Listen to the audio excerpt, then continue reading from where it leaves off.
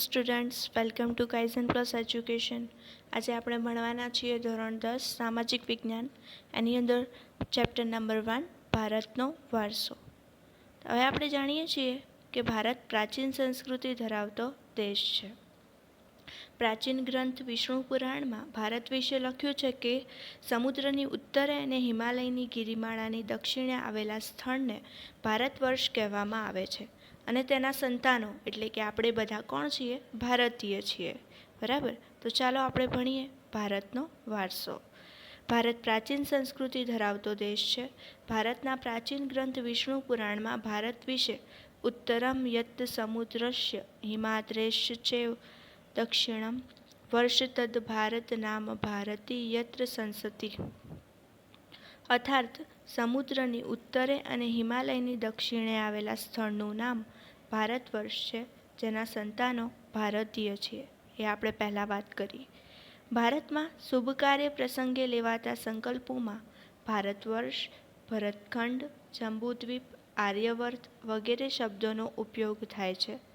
હવે ભારત જે છે એની 3 સીમાઓ સમુદ્રથી ઘેરાયેલી છે અને એક સીમામાં હિમાલયની ગિરિમાળા આવેલી છે. તો પૂર્વ, પશ્ચિમ, દક્ષિણ આ 3 દિશાઓમાં સમુદ્ર અને ઉત્તર દિશામાં હિમાલયની ગિરિમાળા એવી કુદરતી સીમાઓ ધરાવતો દેશ છે આપણો ભારત. આપણા દેશની સમૃદ્ધિથી આકર્ષાઈને અનેક વિદેશી પ્રજાઓ વેપાર કરવા માટે આવી ભારતની અંદર અને સ્થાયી થઈ અને ભારતીય સંસ્કૃતિના મહાનદમાં ભળી ગઈ અને એ લોકો વચ્ચે એકબીજામાં આદાન પ્રદાન થઈ પરસ્પર અને પરિવર્તનો જોવા મળ્યા અલગ અલગ અને એક પેઢીમાંથી બીજી પેઢીમાં વારસાનું હસ્તાંતરણ થયું અને સાતત્યપૂર્ણ વિકાસ થયો. તો આપણા દેશની અંદર સમૃદ્ધિથી આકર્ષાઈને અનેક વિદેશી પ્રજાઓ વેપાર કરવા આવી, સ્થાયી થઈ ભારતીય સંસ્કૃતિના મહાનદમાં ભળી ગઈ. આ આદાન પ્રદાનની પરસ્પર પ્રક્રિયા દ્વારા દેશમાં અનેક પરિવર્તનો જોવા મળ્યા. આ રીતે એક પેઢીમાંથી બીજી પેઢીમાં વારસાનું સાતત્યપૂર્ણ વિકાસ થયો. ભારતનું સ્થાન અને વિસ્તાર. હવે આપણે જાણીએ છીએ કે ભારત જનસંખ્યા પોપ્યુલેશનની દ્રષ્ટિએ ભારતનો ક્રમ કયો છે?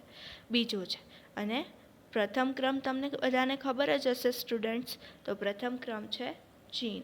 તમને ના ખબર હોય તો તમે આ તમારી નોટબુકની અંદર નોંધી શકો છો. તો જનસંખ્યાની દ્રષ્ટિએ બીજો સ્થાન છે. તો વિસ્તારની દ્રષ્ટિએ, ક્ષેત્રફળની દ્રષ્ટિએ 7મા ક્રમ પર છે. બરાબર. તો આ 1 માર્ક્સની અંદર પરીક્ષાની અંદર પૂછાઈ શકે કે ભારત વિસ્તારની દ્રષ્ટિએ વિશ્વમાં કયા ક્રમે છે? તો 7મા ક્રમે છે. તો ભારત 7મા ક્રમે છે તો એનાથી ઉપરના 6 ક્રમો કયા કયા? તો તમે લખી શકશો. તો રશિયા, બીજું છે કેનેડા, ત્રીજું છે ચીન, ચોથું છે યુએસ મતલબ યુનાઇટેડ સ્ટેટ્સ, 5મું છે બ્રાઝિલ, 6થું છે ઓસ્ટ્રેલિયા અને 7મું ભારત. બરાબર. ઓકે. તો વૈવિધ્યસભર વારસો. ભરતભૂમિએ આપણને અને વિશ્વને સમૃદ્ધ અને વૈવિધ્યસભર વારસો આપ્યો છે. ભારતીય સંસ્કૃતિ શાંતિપ્રિય અને વેપારી રહી છે. હવે આપણે જાણીએ છીએ કે ભારત પ્રાચીન સંસ્કૃતિ ધરાવતો દેશ છે. એટલે પ્રાચીન પહેલાંથી જ ભારતની પ્રજા કેવી રહી છે? વેપારી રહી છે, વેપાર કરતી રહી છે. બરાબર. તો ભારતની સંસ્કૃતિમાંથી સત્ય, ચિત્ત અને આનંદનો અનુભવ પ્રાપ્ત થાય છે. સત્ય મતલબ કે સત્ય, ચિત્ત મતલબ ચૈતન્ય અને આનંદ મતલબ કે ખુશી. એ તો આપણને ખબર જ છે. બરાબર. આ ઉપરાંત અહીં આવીને વસેલી ભિન્ન ભિન્ન સંસ્કૃતિ સાથેના આદાન પ્રદાન થકી ભારતીય સંસ્કૃતિ સમૃદ્ધ બની અને તેણે અપનાવેલા અહિંસા અને શાંતિના મૂલ્યોની આજે વિશ્વભરમાં પ્રશંસા અને સ્વીકાર થયો છે. સિંધુ ખીણની સંસ્કૃતિના લોકોથી શરૂ કરીને આજ દિન સુધીના લોકોએ ભારતને પોતાની આવડત, બુદ્ધિ, શક્તિ, કલા કૌશલ્યો દ્વારા સમૃદ્ધ બનાવ્યું છે. ભારતના ભવ્ય વારસાના નિર્માણ અને ઘડતર માટે અનેક ઋષિમુનિઓ, સંતો, વિદુષીઓ, વિદ્વાનો, ચિંતકો, કલાકારો, કારીગરો, વૈજ્ઞાનિકો, સંશોધકો, સાહિત્યકારો, શિક્ષણશાસ્ત્રીઓ, રાજનીતિજ્ઞો, ઇતિહાસકારો, સમાજ સુધારકો વગેરે અગત્યનો ફાળો છે. તેમના ધર્મ, શાસનશૈલી, ભાષા, કલા, ચિત્ર, બોલી, પહેરવેશ અને રીતિરિવાજો વગેરે પણ ભારતને મળ્યા છે. આ રીતે ભારતમાં ભાતીગળ સંસ્કૃતિનું નિર્માણ થયું છે. એટલે ભાતીગળ સંસ્કૃતિનું નિર્માણ એટલે શું? તો સિંધુ ખીણની સંસ્કૃતિના લોકો જે હતા એ પણ કલાપ્રેમી હતા. બરાબર. હવે કલા એટલે શું કે કંઈક માનવીની અંદર કંઈક ને કંઈક આવડત રહેલી હોય છે, તો એ આવડતનો ઉપયોગ કરીને કંઈક પણ કાર્ય કરે, કંઈક કૌશલ્ય બનાવે, તો એનાથી શું થયું? ભારતનો વિકાસ થયો છે. હવે સંસ્કૃતિનો અર્થ શું થાય? તો સંસ્કૃતિની સિમ્પલ વ્યાખ્યા કરવા જઈએ તો જીવન જીવવાની રીત, લાઈફસ્ટાઈલ આપણે કહી શકીએ. તો લાઈફસ્ટાઈલ એટલે શું? તો આપણી ટેવ કેવી છે, આચાર વિચાર કેવા છે, આપણા ધાર્મિક પરંપરાઓ કેવી છે, આપણી રહેણી કહેણી કેવી છે, બોલી કેવી છે. બરાબર. તો એને આપણે શું કહી શકીએ? સંસ્કૃતિ કહી શકીએ. બરાબર. દેશ કે સમાજમાં કાળક્રમે બદલાતા સંજોગો અનુસાર જનજીવનમાં આવતા પરિવર્તનો, સુધારા, સામાજિક નીતિ રીતિ ઇત્યાદિ વડે ભિન્ન ભિન્ન સમાજોની સંસ્કૃતિ બને છે. સંસ્કૃતિ એટલે માનવ મનનું ખેડાણ. તેમાં માનવ સમાજોની ટેવો, મૂલ્યો, આચાર વિચાર, ધાર્મિક પરંપરાઓ, રહેણી કહેણી અને જીવનને ઉચ્ચતમ ધ્યેય સુધી લઈ જતા આદર્શોનો સરવાળો એમ કહી શકાય. હવે ભારતનો સાંસ્કૃતિક વારસો. તો વારસો એટલે શું? તો આપણને થોડો ઘણો તો આઈડિયા હશે જ કે વારસાની વ્યાખ્યા શું કરી શકાય. તો આપણને આપણા પૂર્વજો તરફથી મળેલી અમૂલ્ય ભેટ. વારસો એટલે આપણને આપણા પૂર્વજો તરફથી મળેલી અમૂલ્ય ભેટ. બરાબર. તો ભારતનો ઇતિહાસ હજારો વર્ષ પુરાણો છે. શાળાકીય અભ્યાસમાં લેવાતી દૈનિક પ્રતિજ્ઞામાં આપણને હું મારા દેશને ચાહું છું, તેના સમૃદ્ધ અને વૈવિધ્યપૂર્ણ વારસાનો મને ગર્વ છે, તેમ કહીએ છીએ. આ સમૃદ્ધ વારસો એટલે ભારતનું સમગ્ર અને વિશ્વને પૂર્ણ માનવ જીવનના રહસ્યોનું પ્રદાન એમ કહી શકાય. ભારતના વારસાને નીચેના 2 વિભાગોમાં વહેંચી શકીએ. બરાબર. તો એક છે ભારતનો પ્રાકૃતિક વારસો અને બીજું છે ભારતનો સાંસ્કૃતિક વારસો. હવે આપણે વારસાની સિમ્પલ વ્યાખ્યા કરી કે વારસો એટલે શું? તો આપણને વારસો એટલે શું? તો આપણને આપણા પૂર્વજો તરફથી મળેલી જે કંઈ પણ અમૂલ્ય ભેટ છે તેને આપણે વારસો કહીએ છીએ. તો વારસાના 2 પ્રકાર પડે છે. કેટલા પ્રકાર પડે છે? 2. એક છે સાંસ્કૃતિક વારસો અને બીજું છે પ્રાકૃતિક વારસો. તો ભારતનો પ્રાકૃતિક વારસો, પ્રકૃતિ મતલબ શું? તો આપણી આજુબાજુ જે કંઈ પણ આવેલું છે, જે કંઈ ઈશ્વર તરફથી આપણને ભેટમાં મળ્યું છે, કુદરત તરફથી આપણને જે કંઈ ભેટમાં મળી છે એને આપણે શું કહી શકીએ? પ્રાકૃતિક વારસો કહી શકીએ. તો આપણને શું મળ્યું છે? આપણે વિચાર કરીએ તો પર્વતો, નદી, ઝરણા, સાગરો, ફળદ્રુપ મેદાનો, ખીણ પ્રદેશનો સમાવેશ થાય છે, જે આપણને પ્રકૃતિ, કુદરત તરફથી આપણને ભેટમાં મળ્યો છે. તો ભારતનો પ્રાકૃતિક વારસો એની સિમ્પલ વ્યાખ્યા કરવી હોય તો શું થાય વિદ્યાર્થી મિત્રો? તો કુદરત તરફથી આપણને જે કંઈ પણ અમૂલ્ય ભેટ મળી છે તેને આપણે ભારતનો પ્રાકૃતિક વારસો કહી શકીએ. ભારતનો પ્રાકૃતિક વારસો જે છે એ 3 માર્ક્સની અંદર બોર્ડમાં પૂછાતો હોય છે આ ક્વેશ્ચન. એટલે તમારે થોડું અહીંયા ધ્યાન રાખવું. તો ભારતના પ્રાકૃતિક વારસાની અંદર કઈ કઈ વસ્તુનો સમાવેશ થાય છે? તો 4 વસ્તુ યાદ રાખવાની: ભૂમિ દ્રશ્યો, નદીઓ, વનસ્પતિ જીવન અને વન્યજીવન. તો ચાલો આપણે વાંચીને સમજીએ કે શું આપ્યું છે ભારતના પ્રાકૃતિક વારસાની અંદર. પ્રકૃતિ, પર્યાવરણ, માનવ જીવનની વચ્ચે નિકટતમ સંબંધોનું પરિણામ એટલે પ્રાકૃતિક વારસો. પ્રાકૃતિક વારસો એ કુદરતની ભેટ છે, જે આપણે પહેલાં વાત કરી દીધી.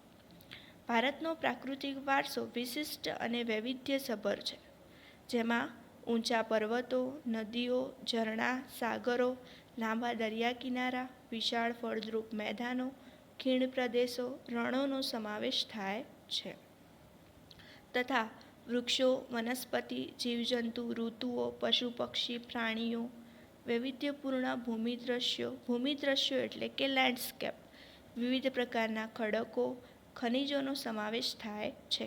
આપણે સૌ પ્રકૃતિના સંતાન છીએ. કોના સંતાન છીએ આપણે? કુદરતના, ઈશ્વરના સંતાન છીએ. બરાબર. તો આપણને આપણા જીવવા માટે કઈ કઈ વસ્તુ જરૂરી છે? તો આહાર, પાણી અને શુદ્ધ વાયુ. બરાબર. માનવનું શક્યતા શેમાં રહેલી છે? તો આહાર, પાણી અને શુદ્ધ વાયુ. એના સિવાય એનું જીવન શક્ય જ નથી. બરાબર. પ્રકૃતિએ આપણને આહાર, પાણી અને શુદ્ધ વાયુ તેમજ નિવાસ જેવી લગભગ બધી જ આવશ્યકતાઓ માટે સુંદર વ્યવસ્થા કરીને આપી છે. બરાબર ને? સાચું ને? પ્રકૃતિ સાથેનો આપણો વ્યવહાર શ્રદ્ધાપૂર્વક હોવો જોઈએ. બરાબર. પ્રકૃતિએ આપણને ઘણું બધું આપ્યું છે, તો આપણો સામે એની તરફનો વ્યવહાર કેવો હોવો જોઈએ? તો શ્રદ્ધાપૂર્વક હોવો જોઈએ. ઉદાહરણો પંચતંત્રની વાર્તાઓ, બૌદ્ધ ધર્મની જાતક કથાઓમાં જોવા મળે છે. આપણા લોકસંગીત, શાસ્ત્રીય સંગીતમાં પણ ઋતુઓ અને પ્રકૃતિ સાથેનો સંબંધ જોવા મળે છે. આપણા ગીતો, તહેવારો, કવિતાઓ, ચિત્રો પ્રકૃતિ અને ઋતુ ચક્રનું પણ નિરૂપણ જોવા મળે છે. નિસર્ગોપચાર મતલબ કે નેચરોથેરાપી, આયુર્વેદિક, યુનાની જેવી ચિકિત્સાઓ પર પણ પ્રકૃતિ પર આધારિત છે, જે આપણે જાણીએ છીએ. પહેલું છે ભૂમિદ્રશ્યો, લેન્ડસ્કેપ.